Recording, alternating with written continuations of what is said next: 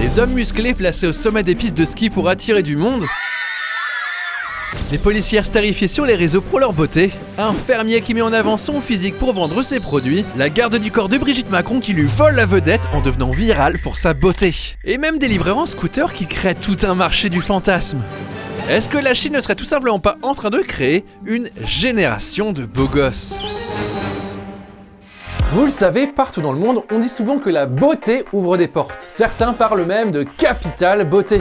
En Chine, on parle de Yanzhi. Niveau de beauté. Et donc derrière ce terme se dessine une forme de score de beauté. Il y a comme sous-entendu l'idée qu'on peut mesurer la beauté, la noter, la classer, et donc forcément, la comparer. Tout ça nourrit l'idée souvent très répandue, et ça c'est pas seulement en Chine, que correspondre à certains canons de beauté peut offrir un avantage social, professionnel et même sentimental. Dans les sondages, près de 90% des Chinois disent que l'apparence a un impact direct sur la qualité de vie. Et dans des sociétés ultra compétitives comme les nôtres, forcément ça compte. Et alors, deux expressions résument l'idéal parfait. 白富美 blanche, riche, belle pour les femmes et 高富帅 grand, riche et beau pour les hommes. Et donc la beauté ça devient quelque chose de performatif, qu'on entretient et qu'on affiche. Quelque chose qui s'est très bien adapté à l'ère de TikTok et d'Instagram. Pardon, de Douyin, de Xia Hongshu. Du coup on se retrouve avec des trends comme le Collarbone Challenge où l'on empile des pièces dans le creux de la clavicule pour prouver qu'on est assez mince, ou encore le challenge de la feuille A4. Et celui-là on en reparlera un petit peu plus tard. Toujours autant d'excuses pour mettre les corps en compétition. Et c'est comme ça qu'on se retrouve avec des concours pour un peu tout, jusqu'à celui de femmes enceintes. Et donc dans ce système c'est tout naturellement que sont apparus sur smartphone des applis qui peuvent modifier ton apparence en te rajoutant un grand nez, de grands yeux, une peau ultra claire et mieux correspondre aux standards de beauté actuels. Oui, bon, actuel.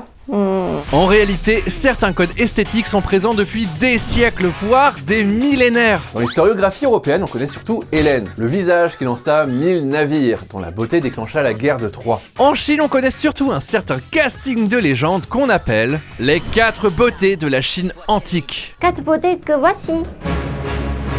Shi, qui alors qu'elle avait de la soie au bord d'une rivière, laissa apparaître son reflet dans l'eau. Et les poissons, hypnotisés par sa beauté, oublièrent de nager et coulèrent vers le fond.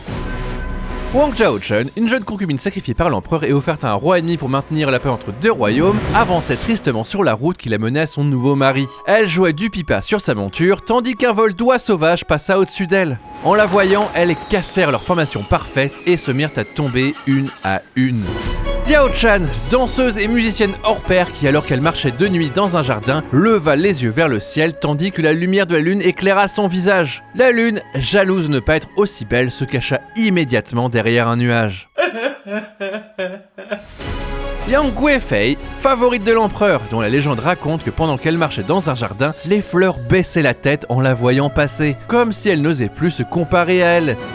À L4, elle forme les Avengers de la beauté féminine parfaite. Bon et alors, je pense que vous commencez à tiquer sur une chose, c'est vrai que depuis le début, on parle que des femmes. C'est comme si c'était sur les femmes que s'exerçaient les plus grosses pressions liées à la beauté. Et disons-le tout de suite, en Chine c'est pas pire qu'ailleurs. La pression elle est pareille partout dans nos sociétés modernes. Simplement, elle ne s'exprime pas toujours de la même manière. Mais ne vous inquiétez pas, on va quand même évoquer les standards de beauté qui s'appliquent aux hommes. Et oui, on va beaucoup généraliser dans cette vidéo. Les critères de beauté, ça a quand même varié selon la région, selon l'époque, selon l'ethnie. Mais nous, on parle plutôt en général. Et oui, ironiquement, c'est aussi ce gars avec sa tête de Playmobil qui va vous parler de critères de beauté. C'est fou, non? Bref, Amérique est là, les critères de beauté en Chine, c'est parti!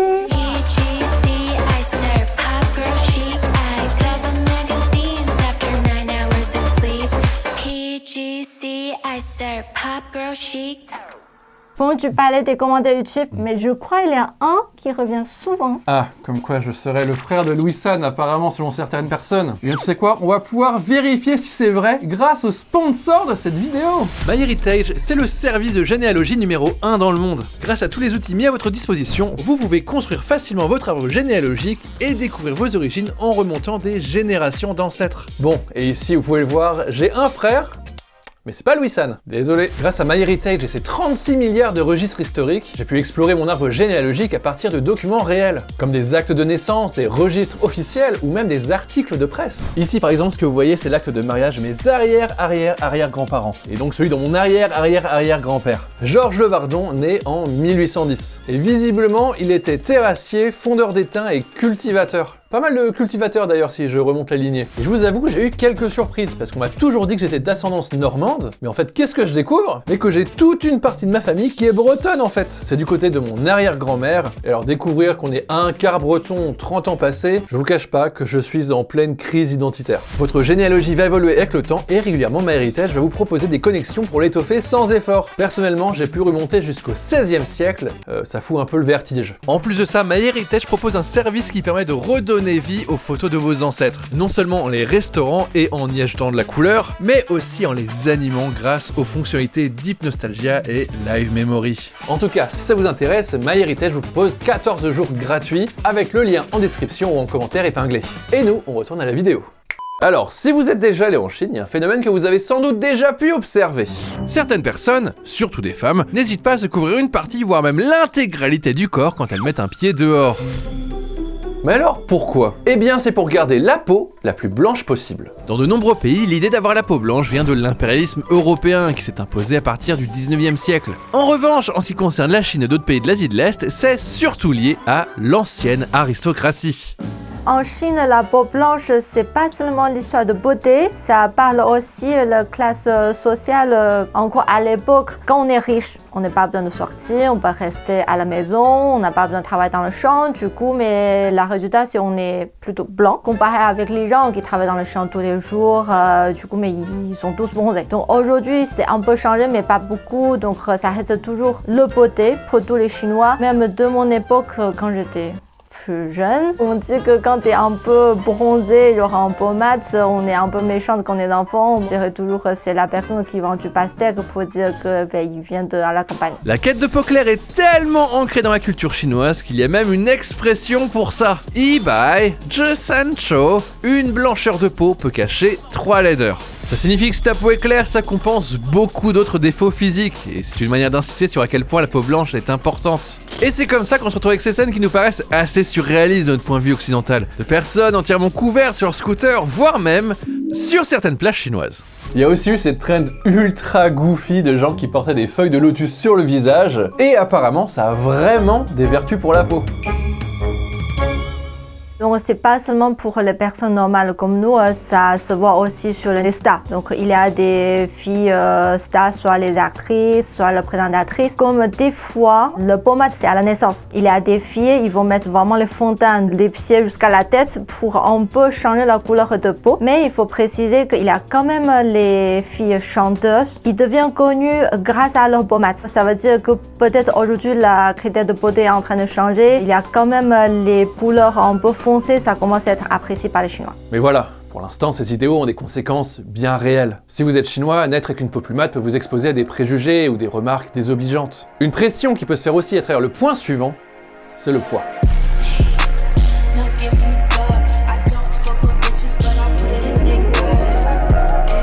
Attention, accrochez-vous, selon les hommes chinois, une belle femme ne doit pas dépasser le poids de 50 kg. Ouais, je vous avais prévenu.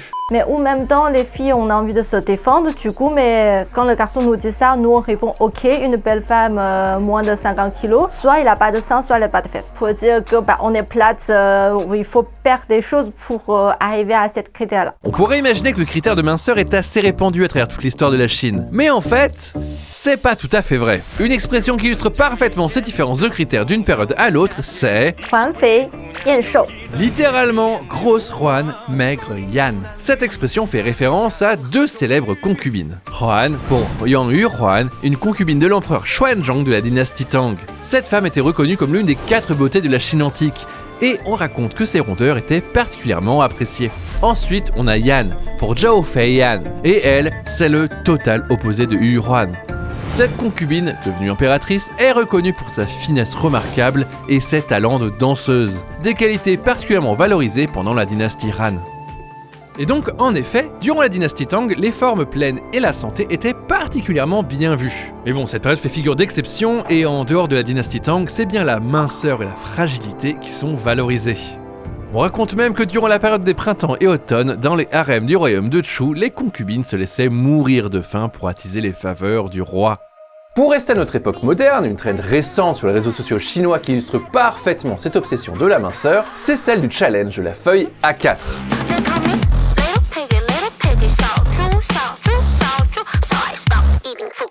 Celui-ci consiste simplement à prouver qu'on est suffisamment fin pour pouvoir cacher son tour de taille complet derrière une feuille de papier. 21 cm. C'est la largeur d'une feuille A4. Des tendances qui ont provoqué beaucoup de réactions négatives, que ce soit dans les médias ou parmi les internautes. Ces trends, associés à une grossophobie souvent banalisée, sont pointés du doigt pour créer des risques de troubles alimentaires chez les femmes. J'étais un peu surpoids en Chine avant, du coup j'ai beaucoup de surnoms pas très gentils, genre durant longtemps mon surnom c'était petit cochon petit des rondes. Après c'est pas seulement entre les camarades, hein, même entre les familles, genre ma grand-mère me dit toujours regarde tes jambes, ils sont vraiment comme les radis blanches, c'est vraiment pour te dire t'as des grosses jambes. Cette obsession de la minceur a parfois des conséquences très concrètes, pouvant aller même jusqu'à la création d'un phénomène assez unique.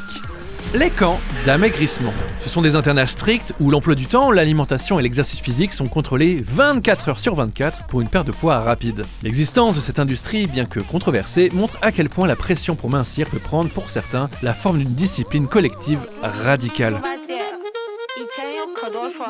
Quand même, il y a des gens qui vont aller chercher plus loin. Il y avait une chanteuse, mais aujourd'hui elle est décédée, mais elle était connue que pour rester mince, elle a dû aller retirer 2 os pour avoir une taille plus petite. Du côté des hommes, l'idéal c'est taille fine, un peu musclée, Mais pas trop. Ouais, on n'aime pas trop les corps bodybuildés, même si ça commence un peu à changer. L'idée c'est vraiment d'avoir un look propre et soigné. Et évidemment, un look soigné ça s'accompagne aussi d'un rasage de la barbe obligatoire. Sinon, ça fait négligé. Donc après, il faut qu'il a des cheveux. Je sais qu'en France, l'histoire de cheveux, c'est un peu partout, c'est en général.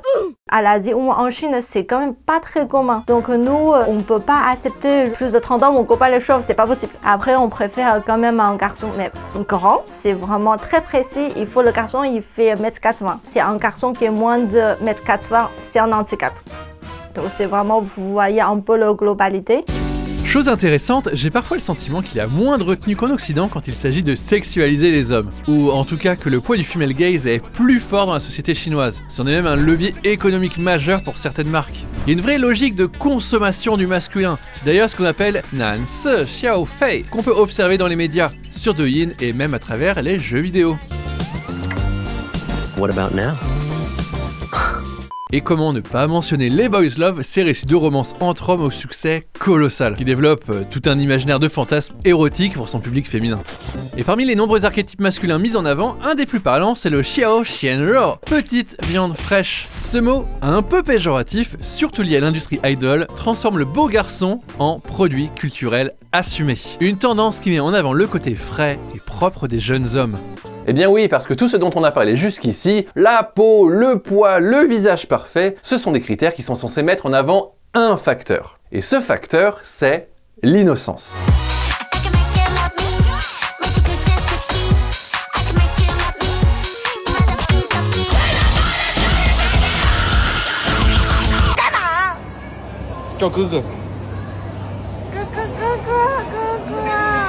Bon, c'est la partie qui va trigger des gens, je pense. Mignon en chinois, ça se dit 可爱. Et pendant longtemps, je pensais que c'était lié au kawaii japonais, mais en fait pas du tout. La ressemblance phonétique entre kei et kawaii, elle est purement accidentelle. avoir l'air mignonne, jeune et fragile, c'est exactement ce que beaucoup d'hommes recherchent chez une femme. Pour obtenir cet esprit mignon, on peut travailler sur les tenues, on peut travailler sur la manière de réaction, mais ça se passe aussi sur le visage. La forme la plus recherchée, c'est le V-shape, le visage en V, qu'on appelle aussi visage en graine de pastèque. C'est un visage avec un bas très étroit et des mâchoires pas trop larges, en gros très fin au niveau du menton. Mais la forme de visage, c'est une chose, et ce qui importe le plus, ce sont ses traits. Parmi ceux qu'on considère comme attirants, il en existe plusieurs types. Oui, les Chinois sont très forts pour classer des choses et mettre des étiquettes surtout. Par exemple, il y a le Chu Lien Lien, le visage de premier amour, un visage doux, simple, sans agressivité.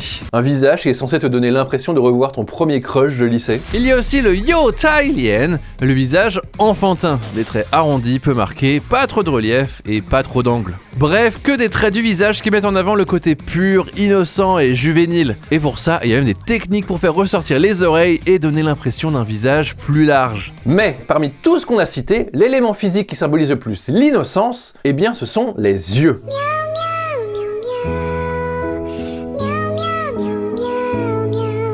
C'est donc tout naturellement qu'avoir des grands yeux c'est devenu un idéal à atteindre. Et pour les obtenir, il y a tout un arsenal de techniques. L'ajout de double paupières, généralement par l'ajout de petits patchs ou par la chirurgie esthétique, les lentilles de contact ou la pose de faux cils, mais aussi dessiner de faux cernes. Tu sais, le truc dont tu veux te débarrasser en général. C'est ce qu'on appelle des Wotsan, vers à soi couché et séparément des cernes en fait, mais c'est un relief sous les yeux obtenu généralement avec du maquillage. L'idée c'est de donner cet effet de yeux qui sourit. En fait ça agrandit les yeux et ça accentue le côté mignon et juvénile. Cet effet combiné à la double paupière, c'est ça qui rend particulièrement grand les yeux. Mais cet idéal de mignonité ne s'arrête pas au physique. Il dépend aussi de l'attitude corporelle.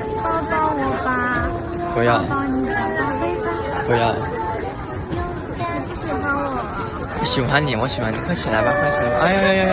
哎呦呦呦呦呦呦呦呦呦呦呦，好好好，喜欢你啊，好，这样这样。 Ce que vous venez de voir, ça s'appelle Saadiao. Sadia, ça veut dire que des fois on se fait mignon devant quelqu'un pour essayer d'obtenir ce qu'on a envie. Et donc l'idéal contemporain, c'est ça, en tout cas en ce qui concerne les hommes pour les femmes. C'est-à-dire une fusion parfaite entre un physique qui imite la jeunesse et une personnalité qui performe l'innocence. Et ça crée une pression double. Il faut non seulement correspondre à un standard de beauté très précis, mais aussi adopter une certaine attitude en société. Bon, jusqu'à présent, on a surtout parlé des critères de beauté actuels, et évidemment, ils ne sont pas figés. Alors maintenant, voyons un peu comment ils ont évolué au fur et à mesure des époques. Ça nous permettra de distinguer ce qui est issu de la modernité et ce qui est un héritage du passé.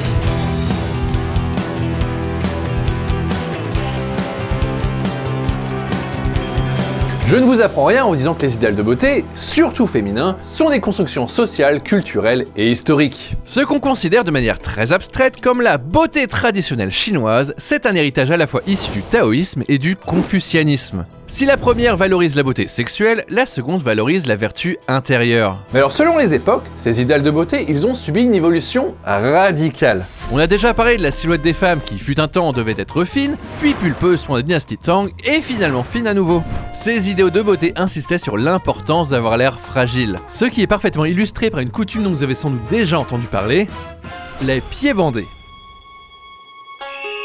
Pour connaître ses origines, il faut remonter jusqu'à des temps immémoriaux.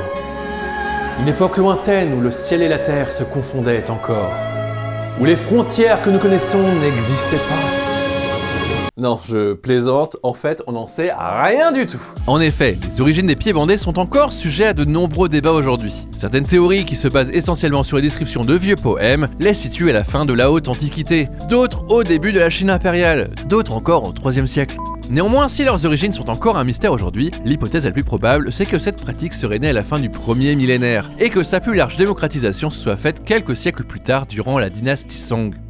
Le bandage des pieds consiste à bander et à contraindre les pieds d'une femme avec du tissu afin d'obtenir une apparence esthétique. Une opération qui se fait au prix d'une déformation extrême du pied et qui s'accompagne également de douleurs physiques quasi permanentes.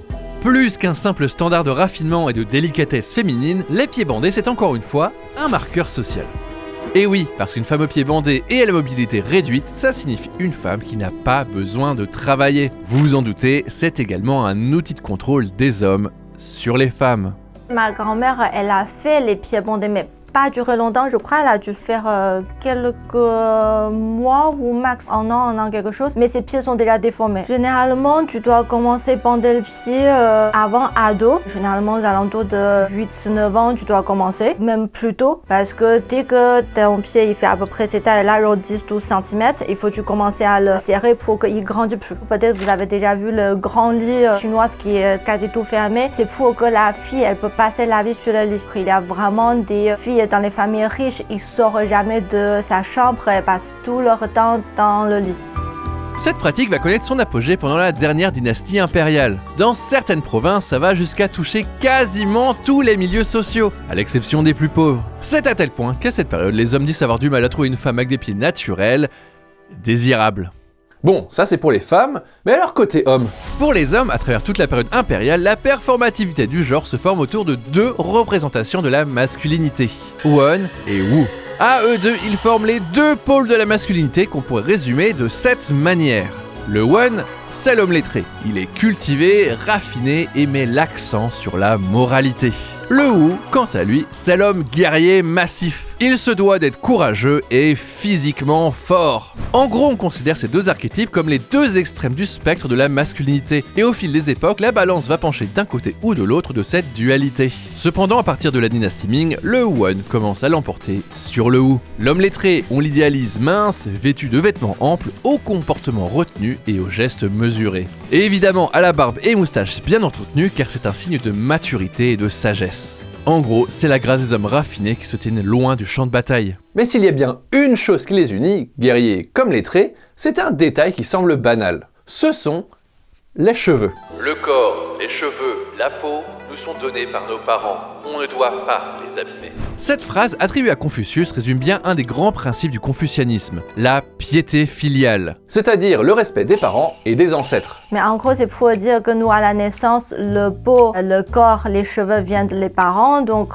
pour les respecter, on ne peut pas le détruire, on ne peut pas le déformer. Du coup, c'est pour ça aussi que les tatouages, c'est un peu mal vu. Maintenant, j'ai des cheveux colorés. Mais sachant que ma mère m'a jamais laissé de changer les couleurs de mes cheveux jusqu'à 20 ans. Parce que selon elle, c'est pas possible parce que ça, les donations de parents, je peux pas y toucher.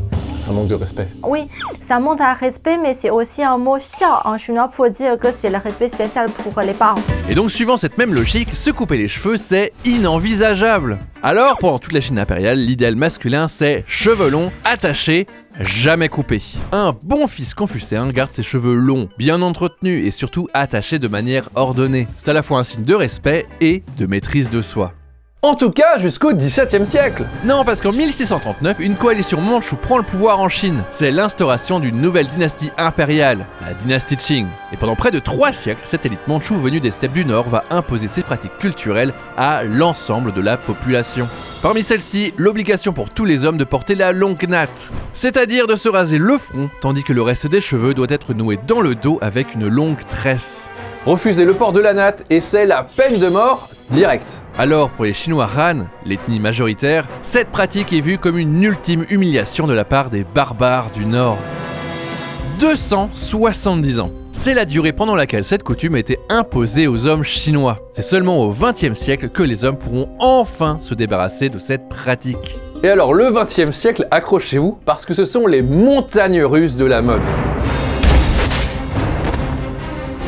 Nous sommes en 1912 et les révolutionnaires renversent l'empereur de Chine. L'empire chinois prend fin et avec lui certaines pratiques culturelles. Les hommes sont autorisés à couper leur natte et on met surtout un terme à la fameuse coutume des pieds lotus. Bon, je dis que la pratique était interdite en 1912, mais c'était que partiellement le cas. En fait, il faudrait attendre 1950 pour qu'elle disparaisse complètement.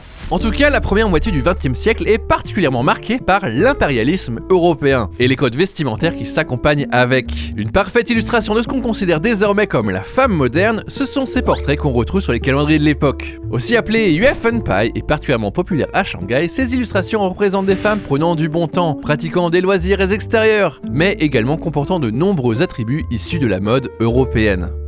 Une guerre mondiale et une guerre civile plus tard, et on entre dans l'ère communiste de la Chine. À cette période, les valeurs du confucianisme sont rejetées en bloc. C'est tout le modèle de la famille qui est remodelé, et les archétypes de genre avec.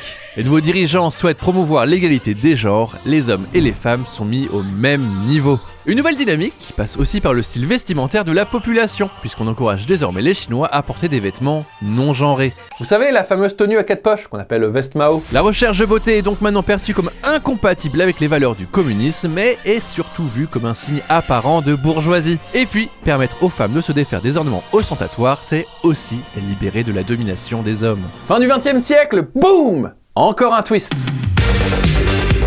La Chine entame un tournant beaucoup plus libéral et en quelques années seulement, on passe des uniformes en coton gris à l'explosion des produits cosmétiques. D'abord sous l'influence de la pop culture hongkongaise et taïwanaise, puis coréenne et japonaise. La chirurgie esthétique est également progressivement acceptée.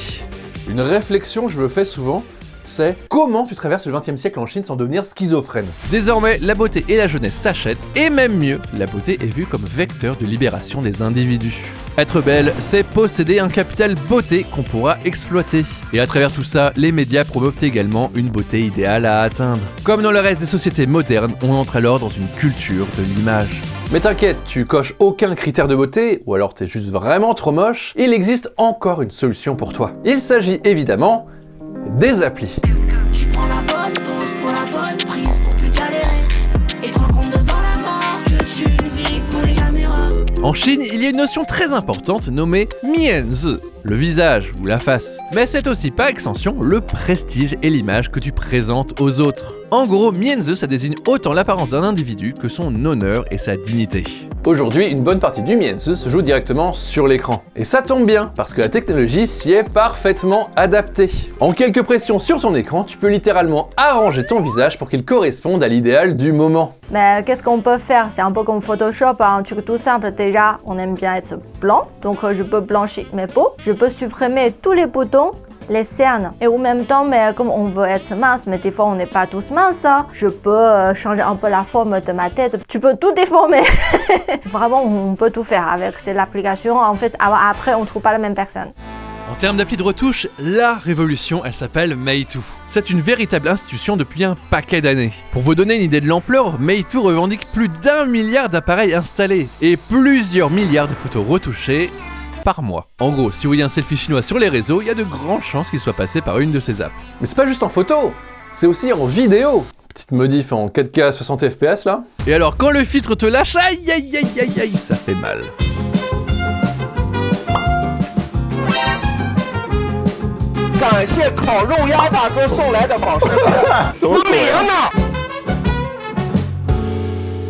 Ces filtres sont présents de base dans beaucoup d'applis, hors appli de retouche, comme sur Douyin, la version chinoise de TikTok. Et même, la fonction beauté, c'est souvent une option de base jusque dans les smartphones chinois. Pour citer un objet que les gens qui font de la vidéo connaissent bien, l'Osmo Pocket de la marque chinoise DJI, quand tu l'achètes, elle est réglée par défaut avec l'option Beauty Cam. C'est à toi de rentrer dans les réglages et de le retirer. Mais c'est très utilisé, du coup aujourd'hui, bon, je sais pas combien de personnes d'entre vous avez des portables de Huawei. Généralement, ces genres de filtres, c'est intégré directement dans la caméra. Donc dès que tu prends une photo avec un portable plus ou moins chinois, t'as l'impression que t'es un peu plus beau par rapport à la réalité dans le miroir. Selon le patron de Meitu, retoucher un visage, c'est même devenu un acte de politesse normal, surtout vis-à-vis des autres. D'après lui, quand tu mets une photo de quelqu'un sur internet, tu n'es pas juste en train de partager un moment, tu es en train d'exposer son visage au tribunal populaire. T'imagines quand même pas poster une photo de tes amis sans les retoucher? Tu peux pas poster leur visage comme ça enfin. La Chine représenterait à peu près 30% du marché mondial des applications de retouche photo. C'est tellement populaire que les applis de retouche sont devenus indissociables des influenceurs chinois. Et oui, c'est à tel point que Meitu, au-delà de simplement retoucher des visages, a marqué un véritable tournant esthétique. Je dirais même qu'on peut parler de l'émergence de nouvelles tendances esthétiques bien propres à Internet. Wang Hong, ça désigne les célébrités d'Internet. On les trouve sur tous les réseaux sociaux et ils se distinguent par leur ultra maquillage, mais surtout des retouches numériques vraiment excessives. Cette pratique est tellement répandue et codifiée qu'elle a donné naissance dans les années 2010 à un canon de beauté à part entière, le Wang Honglien, littéralement le visage d'influenceur. Menton pointu, grands yeux avec double paupière, nez fin et droit, peau très blanche et uniforme, lèvres légèrement remplies mais pas exagérées. C'est ça un Wang Honglien. En gros, des visages magnifiques, ou pas, mais ultra standardisés. Parce que c'est pas seulement être joli, c'est cocher une checklist très précise, qui t'a ressemblé à tout le monde. Quelque chose qui a aussi influencé la pop culture par ailleurs. Tu prends un selfie, tu passes par Meitu, tu as juste 2-3 sliders et tu obtiens ce fameux visage d'influenceur prêt à être posté. Un phénomène qui s'est accentué car dans certains métiers, comme le live streaming ou la vente en ligne, un beau visage est directement corrélé à des revenus plus élevés. Bon, aujourd'hui ce look est un peu passé de mode. Par contre, il y a toujours cette idée que la beauté se fait à travers les applications de retouche, le maquillage, mais aussi en partie à travers la chirurgie esthétique. La vie est dure. Il pleut même quand il ne pleut pas. Tout est fade, tout est lourd, et votre motivation est au plus bas. Mais tout ça, finalement, est-ce que ce n'est pas parce que vous vous négligez? Si vous n'étiez ne serait-ce qu'un tout petit peu plus jolie, vous ne seriez pas passé à côté de votre vie. Aujourd'hui, personne ne veut de vous parce que vous êtes périmé. Et quand même, avouez-le, vous êtes une sacrée petite gloutonne. Le temps a flétri votre corps et vous n'êtes plus qu'une demi-femme. Mais ce n'est pas une fatalité. Il existe une solution à vos problèmes, elle s'appelle Gungmei. Ce que j'ai dit vous révolte? Eh bien sachez que c'est exactement le narratif du spot de pub de Gungmei. L'application Gongmei permet de scanner ton visage, te donne une note sur 100 et te suggère des opérations possibles, puis te met en relation avec des cliniques. La clientèle est très jeune et la chirurgie esthétique est un énorme marché en Chine, plusieurs dizaines de milliards de dollars par an. Que les retouches soient physiques ou virtuelles, évidemment tout le monde n'adhère pas à ces visages copiés-collés, jugés trop artificiels. Et ça, c'est sans parler des standards irréalistes que cela crée et des problèmes de fracture de l'identité, où des jeunes femmes finissent par incarner des versions modifiées d'elles-mêmes en ligne, tandis qu'elles rejettent leur vraie apparence. Mais comme la dernière fois quand je suis rentrée, les boss me disent aujourd'hui les gens ils s'oublient le vrai visage de la personne parce qu'on vit avec le filtre tout le temps. Quand tu prends la photo, tu as le filtre. Quand tu te filmes, il y a le filtre. Au bout d'un moment, tu vas oublier, mais tu ressembles comme en vrai.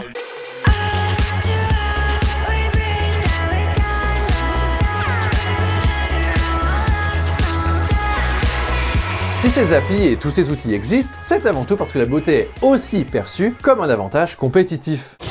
Que ce soit sur le marché du mariage, voire même le marché du travail, l'apparence peut peser dès l'étape du CV. Quelque chose encore plus exacerbé par les réseaux sociaux et l'exposition en permanence. Et donc autour de ça, s'est construit une économie entière. Skincare, appareils, chirurgie esthétique et des promesses très agressives. On parle même parfois de prêts bancaires liés à l'entretien esthétique. Parce que voilà, quand on considère la beauté comme une condition de réussite, c'est normal que certaines personnes finissent par la traiter comme un investissement obligatoire. Une escalade qui a déclenché dans les grands médias chinois une prise de position contre l'anxiété de l'apparence. 为了引诱潜在客户入局，这家医美机构工作人员不仅鼓吹颜值、变美等观念，还对顾客编造一些莫须有的说法。 Un discours qui dénonce les pubs qui créent de l'anxiété pour vendre des solutions, qui se fait de plus en plus entendre jusque dans les médias les plus mainstream.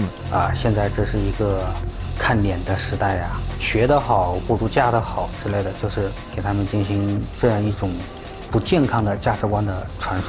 Les mesures ont également été prises par les autorités chinoises, comme l'interdiction totale des publicités qui mettent en avant des prêts bancaires pour financer des modifications corporelles. Plus globalement, un durcissement des règles pour toutes les pubs de médecine esthétique. Fini par exemple d'afficher des avant, après ou associer mauvaise apparence avec paresse ou échec.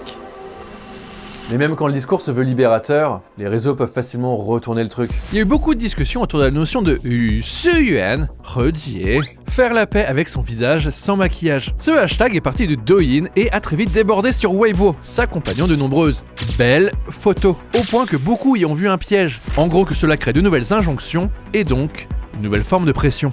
Pile, tu perds, face, tu perds quand même. Cet article de Sina pointe aussi un détail particulièrement ironique. Douyin a carrément sorti un effet sans maquillage, c'est-à-dire un filtre d'embellissement, lissage, yeux agrandis, peau améliorée, avec juste quelques défauts ajoutés pour faire plus réel. Autrement dit, recréer un sentiment d'authenticité, pour de faux. Et donc, face à cette course à la perfection, se forment certaines poches de résistance. Certaines personnes ont décidé de jouer selon leurs propres règles.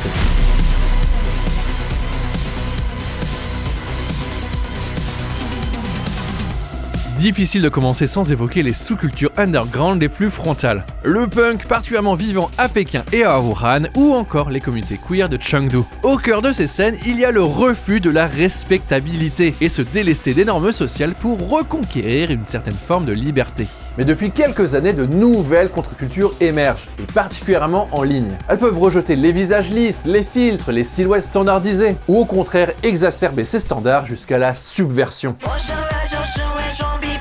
Parmi ces sous-cultures rebelles, on peut par exemple citer un mouvement qui a fait beaucoup parler de lui, le Yabi. Déjà, rien que le nom est révélateur. Yabi vient d'un mélange entre ya, utilisé ici dans le sens sub, enfin sous-culture, et bi, une insulte. Le terme a commencé comme une moquerie avant que ses pratiquants se le réapproprient peu à peu.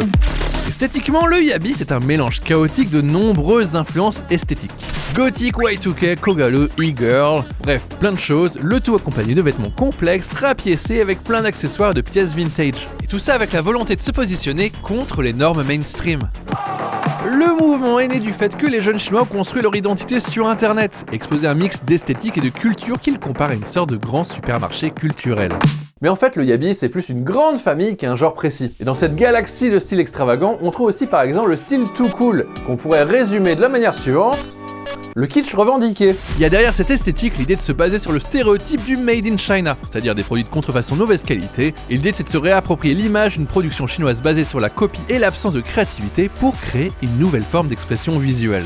C'est aussi une réappropriation du corps féminin, loin des canons de pudeur et de fragilité que certains hommes attendent des femmes chinoises.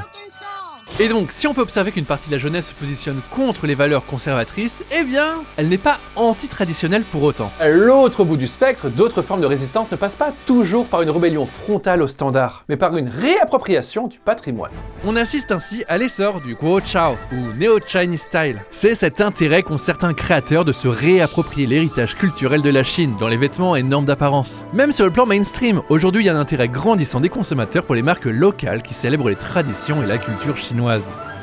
On peut même parler du retour de Hanfu. C'est un vêtement traditionnel chinois qui remonte à l'Antiquité. En 2003, un article publié avec des photos d'un homme du nom de Wang Letian portant une robe Shunzi fait maison fait énormément parler de lui. Et depuis, on peut remarquer un véritable intérêt progressif porté à ce vêtement. Et si ça a donc commencé comme une sous-culture, le port du Hanfu a commencé considérablement à s'élargir au fil du temps, en s'accélérant notamment grâce à l'apparition des réseaux sociaux. Et même à l'étranger, c'est de plus en plus mis en avant par certaines associations, qui le valorisent comme faisant partie du soft power esthétique de la Chine. Et donc, on pourrait croire que ces mouvements échappent aux critères de beauté. En réalité, et c'est pour ça aussi que je voulais les évoquer, ils sont intimement liés. Ils questionnent la représentation des individus, leur rapport aux normes sociales et même à leur propre culture. Par la soumission ou par le rejet, par le détournement ironique et par la renaissance du patrimoine, ils dessinent une cartographie complexe des manières d'exister et de se montrer en Chine d'aujourd'hui. La beauté n'est pas un standard unique à atteindre, mais un langage qui se réinvente sans cesse.